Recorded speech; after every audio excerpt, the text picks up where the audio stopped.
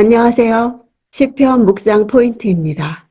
시편의 저자는 모음집의 저자는 밝혀져 있지만 개별 시편의 저자는 대부분 무명입니다.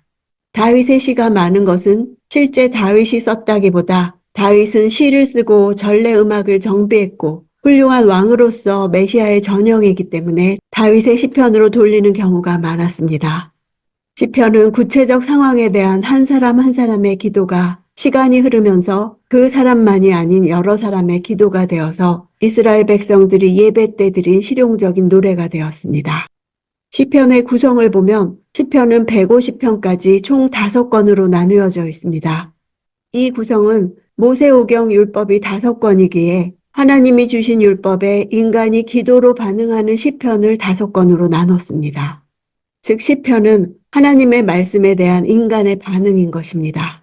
1권은 1편에서 41편, 2권은 42에서 72편, 3권은 73에서 89편, 4권은 90에서 106편, 5권은 107편에서 150편입니다. 각 권의 마지막 구절은 찬양으로 끝납니다. 하나님 말씀에 대한 우리의 결론을 말하는 것입니다.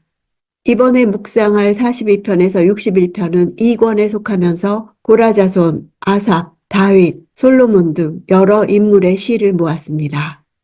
시편의 주제는 이 세상에서 하나님의 백성들이 가야 하는 길을 제시하는 것입니다.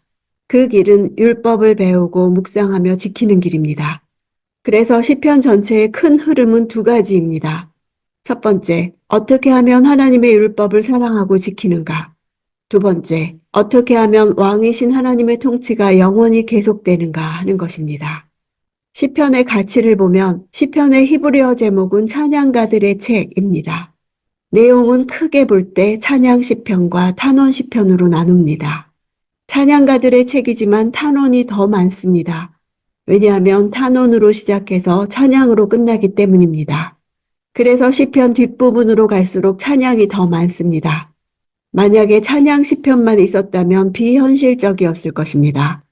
시편은 우리 삶의 반영이요, 우리 기도의 반영이기에 탄원과 찬양이 다 들어 있습니다.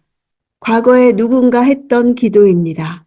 삶의 굴곡 속에서 멈춰서 하나님께 마음을 들어 올리는 시간이 됩니다. 시편은 성경 중에 유일하게 인간이 하나님께 하는 말로 기록된 책입니다. 하나님 앞에 나아갈 수 있는 모든 상태를 묘사하는 언어들을 제공해 줍니다. 성도가 하나님을 향해 자유롭게 감정을 나타내며 분노와 원망과 낙심과 두려움을 표출하는 모델을 제시합니다. 하나님께 드리는 이런 감정 표출이 어떻게 하나님이 우리에게 주시는 말씀으로 기능하는가 하면 그것이 하나님이 시편을 의도하신 목적입니다. 하나님은 과거 우리 믿음의 선진들이 하나님과 교통하며 하나님께 머리가 아닌 가슴으로 말하도록 기회를 주셨습니다. 우리도 그러기를 원하십니다.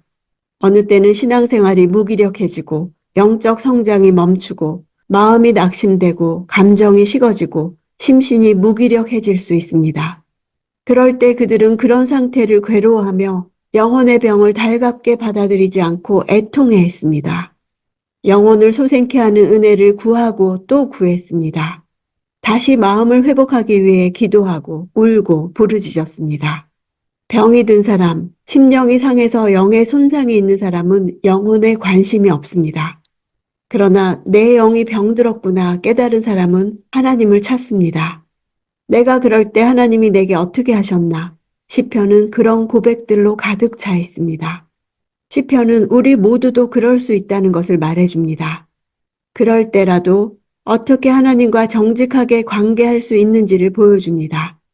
그래서 시편을 읽을 때 시편 저자가 나를 대변해 주는 것을 경험합니다.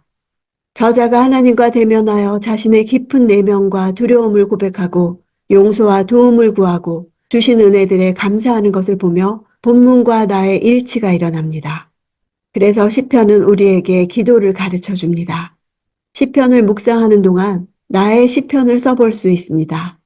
찬양 시편의 순서는 대개 첫 마디에서 다른 이들과 또는 자신을 향해 하나님을 찬양하라고 권고하며 두 번째, 하나님을 찬양하는 이유를 말하며 찬양할 동기를 제시합니다.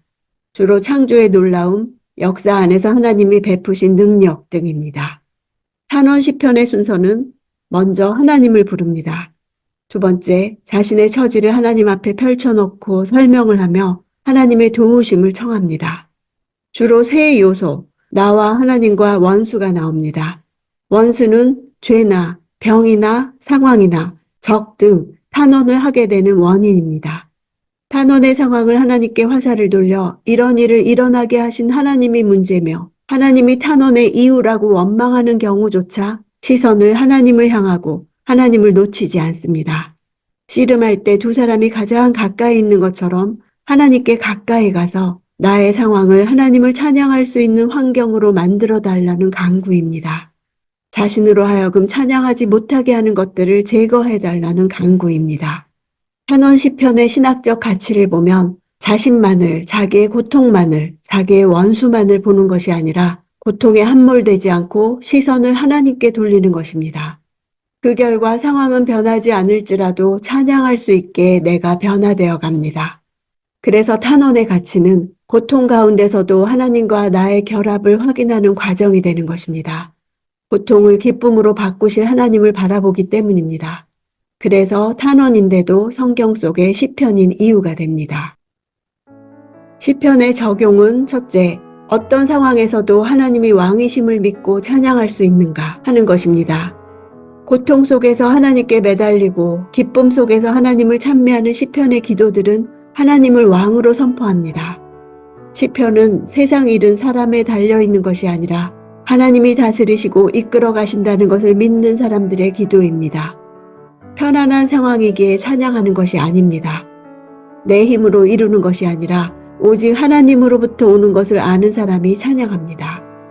시편의 구성이 그렇듯 하나님을 신뢰한다면 어떤 일에도 우리의 반응은 찬양이어야 합니다. 그렇지 못한 나 자신을 보는 것 또한 시편의 묵상을 통해 이루어질 일입니다. 두 번째, 내 삶의 사이사이 나의 시편을 적어봅시다. 시편은 주님께 피신한 가난한 사람의 기도입니다. 시편이 나의 기도가 되는 것은 나 스스로 어느 만큼 가난한 사람이 되어 있는가에 비례합니다. 실은 우리 모두는 가난하지만 내가 얼마나 가난한 사람인가를 아는가 모르는가에 따라 시편이 나의 기도가 될 수 있느냐 없느냐입니다. 탄원은 하나님만이 나를 구할 수 있다는 믿음을 가진 사람이 드리는 기도입니다. 기도를 들으신 것을 믿고 소망을 가지고 찬양으로 일어서게 되는 것입니다. 고대 어떤 사본에는 성경을 베끼는 사람이 다윗의 생애에서 어떤 사건이 일어날 때마다 그 끝에 빈 공간을 남겨두었다고 합니다. 그 사건에 적절한 시편을 끼워 넣으려고 한 것입니다. 그래서 한 사건 한 사건에 대해 다윗의 반응과 감정이 나타납니다. 그렇게 하나님께 토로하고 얻은 확신들은 다음 사건을 살아갈 힘이 되었습니다. 우리 삶에도 이런 공간이 필요합니다. 요즘의 내 삶 사이사이에 나의 시편이 들어간다면 다음 날을 살아가게 하는 원동력이 될 것입니다.